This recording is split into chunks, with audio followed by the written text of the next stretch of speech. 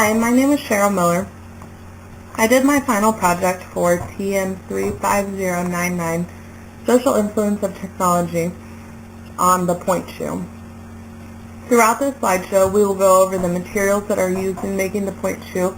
We will touch on the physics behind the pointe shoe, the physics the dancer uses in order to calculate the pressure being placed on their toes, the cost to produce and purchase a pointe shoe, how it changed the dance, how the pointe shoe has changed over time, some of the disadvantages of a pointe shoe, and some of the improvements that I think could be made of the pointe shoe to make it just a better shoe.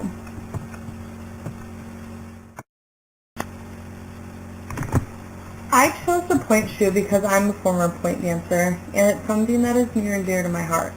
Dance is something that you dedicate a lot of time to, patience, and you work very hard towards. My daughter is a dancer, and she will be introduced to pointe next year, so I thought it would be interesting to do a little research on the pointe shoe. One thing I find interesting about the pointe shoe is that no shoe is the same. They are all made differently to fit the dancer's foot. As you know, no two people have the same foot. This slide shows a few of the different shoes that are made. A couple different designers, brands, and shoe styles. These are just a select few. Some of the materials that are used to produce a pointe shoe include fabrics such as satin, cotton, and leather. These densely packed fabrics are held together with glue to create the support needed for the dancer to dance on their toes. Some styles of pointe shoes also use cardboard mixed in together with the leather. They use layers of leather, glues, and cardboard to kind of make a thicker sole. They also use ribbons and elastics, and these help keep the shoe on the dancer's foot. Here we will jump right into the cost. The average pair of pointe shoes costs roughly $40 to produce. That includes the materials and the labor costs.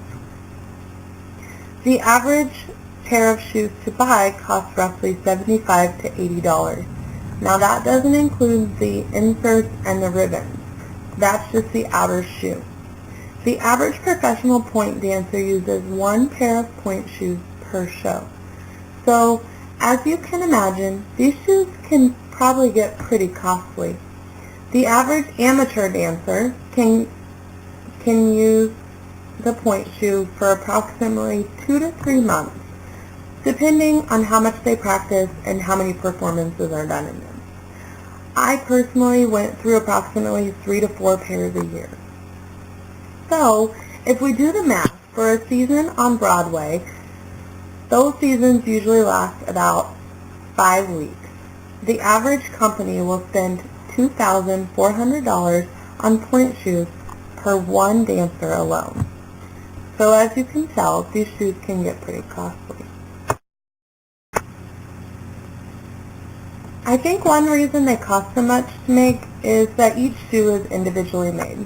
They're all handcrafted in factories, of course, but they are also special to a dancer. It's almost like a privilege to get to dance on pointe. And the fact that each shoe is made individually for each dancer's foot, we can understand why it can get costly. The physics behind a pointe shoe. This is something that I learned a little about while doing this research. This is something that is different for each dancer, as it is based on their foot and the body type of that dancer. It is basically the same formula, but each one is different. The physics behind the pointe shoe, the spin, and the pressure that is placed on the dancer's toe is how the shoe is created.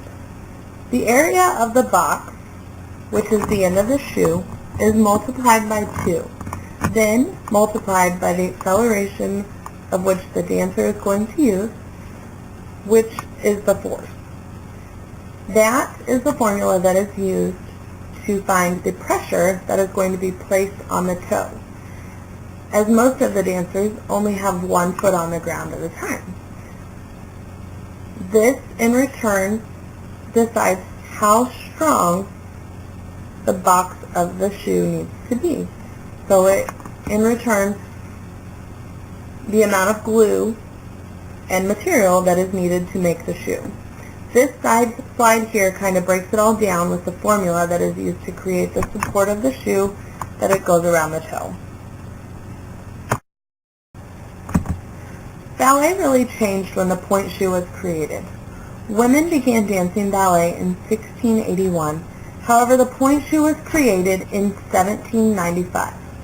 Dancers used to dance in heels, but as time progressed, they found out how dangerous that it could be, so the King of England banned dancing in heels. Dancers began dancing flat-footed, but were unable to execute their leaps, turns, and they were unable to fully extend their feet. The pointe shoe was created to enhance the dancer's ability to leap, turn, and fully extend their feet without the use of a heel. The pointe shoe really changed dance forever. To be able to dance in a pointe shoe gracefully, one must have really good technical skills. This takes time, strength, and a lot of practice.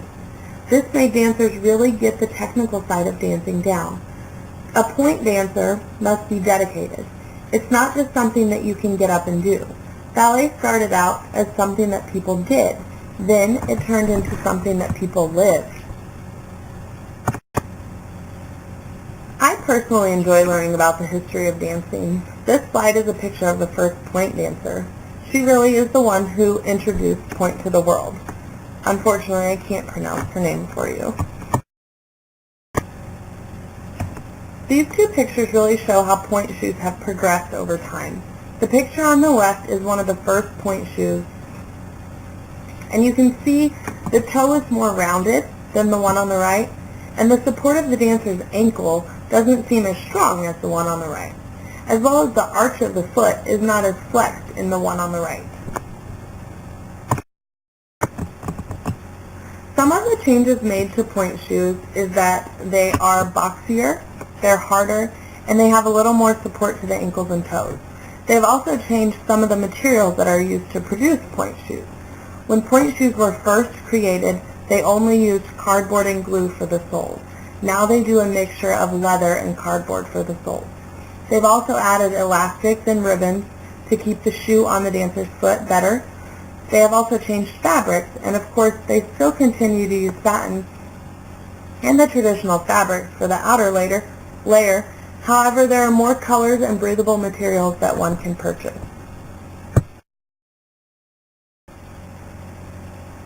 One of the biggest disadvantages to pointe shoes is that they break very easily. Once the sole is broken, it becomes very dangerous for the dancer to continue using that shoe. So it's almost a requirement that they get a new shoe before dancing anymore. Pointe shoes also wear out very easily. As we discussed earlier, the professional dancer needs a new pair almost every day, and an amateur dancer uses approximately 4 to 5 pairs a year. So this means they're only good for about 3 to 4 months. I think if I was going to change something about the pointe shoe, I would change the fact that they wear out so easily. They become costly. I wish that you could get more uses out of each pair. Another thing I would change is that there is more support and comfort around the dancer's toes. That is one thing that gets damaged with dancers is their feet. A lot of people opt out of pointe dancing due to the damage that is caused to the toes. My hope is that one day they create a shoe that creates more support and comfort for the dancer's toe. I don't know if that's possible, as a dancer is constantly on their feet, but it's just a dream that I have. Thank you for taking the time to listen. I hope that you learned a little bit about the pointe shoe, something that you didn't know beforehand. I hope you guys enjoyed.